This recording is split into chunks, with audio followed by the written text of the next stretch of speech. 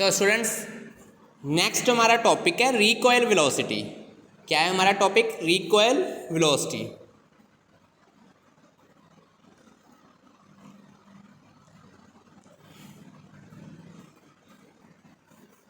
Next हमारा topic है recoil velocity. अब इस टॉपिक को ना ध्यान से समझो। हमारे पास एक गन होती है, ठीक है। जैसे मान लो गन है, गन में होती है बुलेट। गन में क्या होती है? बुलेट। और आपको ये पता है, कई बार आपने देखा होगा, मूवीज़ में देखा होगा, जब भी वो गन में से बुलेट फायर करते हैं तो गन थोड़ा सा पीछे को आती है। गन हमेशा क्या होती है? पीछे। जैसे ऐसे मैंने ये देखो, ऐसे गन बुलेट फायर की, गन पीछे को आती है ऐसे, ठीक है। जो ये गन पीछे को आती है ना, इसको हम क्या बोलते हैं? रिकॉइल बोलते हैं। क्या बोलते हैं हम? रिकॉइल। और गन जिस वेलोसिटी के साथ बेटा पीछे को आती है, उस वेलोसिटी को हम क्या बोलते हैं? Recoil velocity. सर आपकी वॉइस क्लियर नहीं आ रही। सुनो बेटा ध्यान से, अब आवाज क्लियर आ रही है? आपका नेटवर्क प्रॉब्लम होगी आपकी। आपने गन में से बुलेट फायर की जैसे, ठीक है।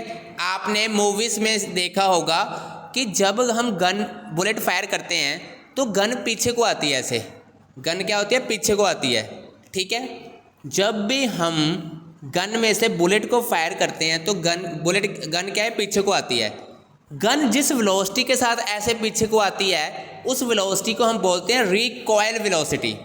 उस वेलोसिटी को हम बोलते हैं रिकॉइल वेलोसिटी बोलते हैं। क्या बोलते हैं हम उस वेलोसिटी को? Recoil velocity. अब ध्यान से सुनो, हमने एक लॉ किया था, law of conservation of momentum. Law of conservation of momentum. Conservation of momentum.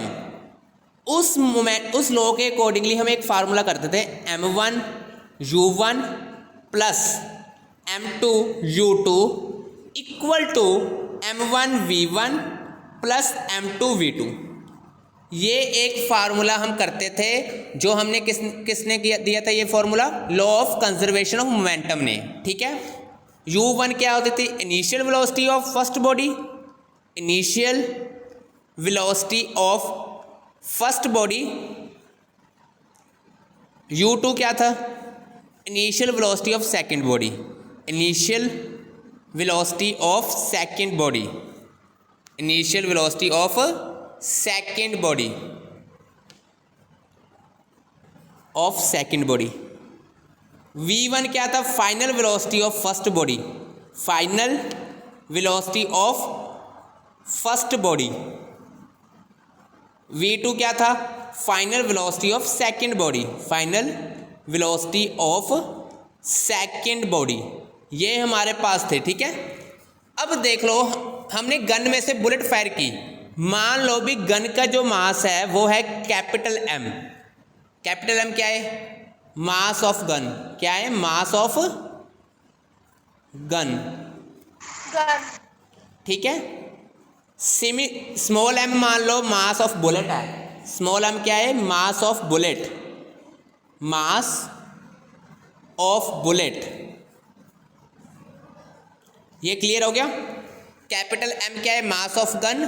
Small m क्या है? Mass of bullet. पहले तो ठीक है, पहले तो हमने कुछ भी फायर नहीं किया। इट मीन्स, अब ध्यान से सुन लो, दोनों की इनिशियल वेलोसिटी जीरो है। दोनों की इनिशियल वेलोसिटी क्या हो जाएगी? जीरो। इनिशियल वेलोसिटी इन दोनों की क्या होगी? जीरो होगी, क्योंकि पहले हमने इनको कुछ भी फायर नहीं किया, ना बुलेट को फायर किया, ना गन को हिलाया। मतलब दोनों की इनिशियल वेलोसिटी क्या होगी? जीरो, ठीक है। मान लो गन की फाइनल वेलोसिटी है कैपिटल V और बुलेट की फाइनल वेलोसिटी है small v। Final velocity of bullet क्या है? Small v। ते फाइनल वेलोसिटी ऑफ गन क्या है? Capital V। यहां तक पता लगा नैना? नैना यहां तक लगा पता? अब यस सर। अब देखो, इनिशियल वेलोसिटी दोनों की जीरो है, मतलब u1 u2 दोनों का जीरो है। मतलब ये वाली साइड तो पूरी जीरो बन जाएगी। ये वाली साइड पूरी क्या बन जाएगी? जीरो। लो भी यहां पर लिख दिया हमने जीरो। पता लग गया ये जीरो क्यों हुआ है नैना? ये टर्म ज़ीरो क्यों हुई है ये बताओ पहले। क्योंकि दोनों की इनिशियल वेलोसिटी क्या है, ज़ीरो है। पहले दोनों की इनिशियल वेलोसिटी क्या है, ज़ीरो। जीरो। ठीक है, दोनों की इनिशियल वेलोसिटी ज़ीरो है, इसलिए ये सारी वाली टर्म क्या हो जाएगी, ज़ीरो हो जाएगी। चलो इधर आ जाओ। अब मुझे ये बताओ मास ऑफ गन क्या है। मास ऑफ गन क्या है, mass of gun capital M, यहाँ पर लिख दिया कैपिटल एम। फाइनल वेलोसिटी क्या है गन की, कैपिटल वी, जिसको हम रिकॉइल वेलोसिटी भी बोलते हैं। क्या बोलते हैं, रिकॉइल वेलोसिटी।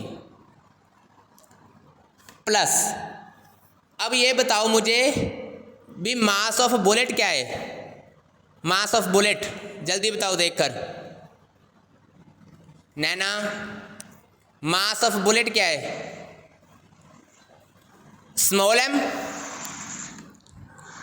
और mass of bullet small M है, और फाइनल वेलोसिटी क्या है बुलेट की, स्मॉल वी।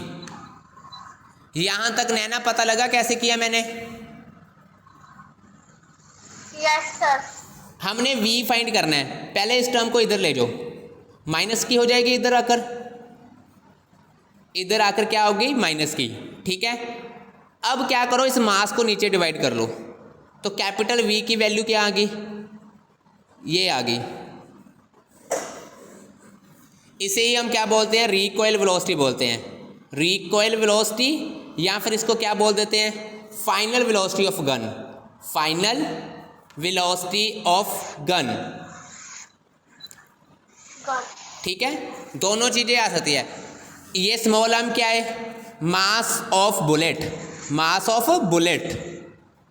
स्मॉल वी क्या है, final velocity of bullet, final velocity of bullet. और कैपिटल एम क्या है, मास ऑफ गन। पता लग गया ये सारा students.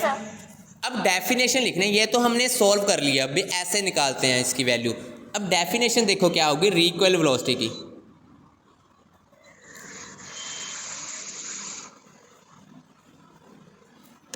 The recoil velocity is defined as the recoil velocity is defined as the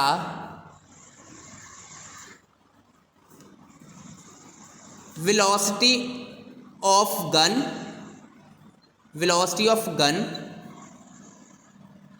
with which it recoils,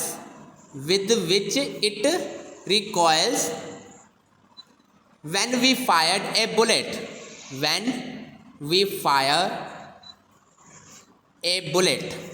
ये इसकी डेफिनेशन है, ये इसका आंसर है।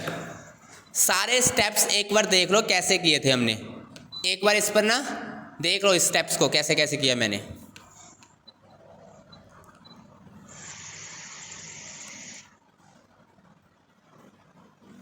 नेक्स्ट देखो ये कैसे किया, ये इसकी डेफिनेशन।